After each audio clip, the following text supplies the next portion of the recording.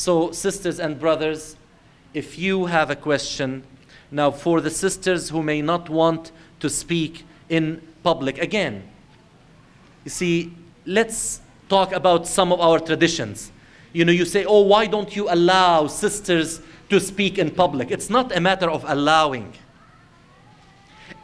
It's a matter that we treasure our tradition of modesty. Our tradition of modesty. You see, I heard one of the sisters relate an example that is so beautiful. She had a discussion. A sister who is dressed in the Islamic way was talking to a sister who was not yet dressed in the Islamic way. And they were talking about it.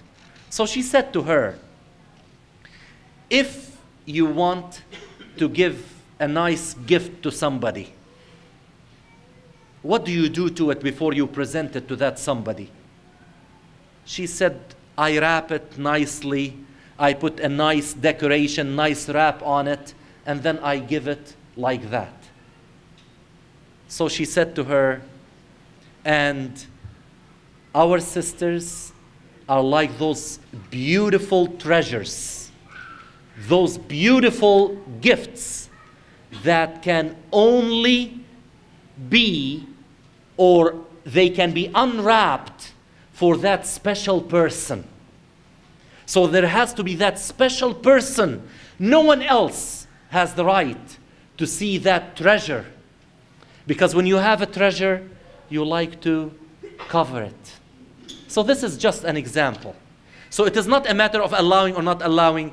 We have our rules that we respect each other's modesty, and that's why we may not feel comfortable to stand in public and speak. Although I have to say it Islamically, nothing stops sister from speaking in such a meeting, because we know that when Umar ibn al-Khattab was delivering his sermon about mahr, he said something wrong.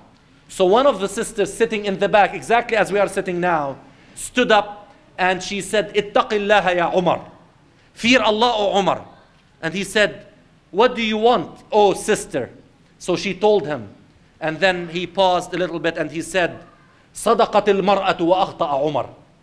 The sister is true or right and Umar is wrong. So there's nothing wrong with it. But some sisters may choose not to speak in public. Jazakallah khair.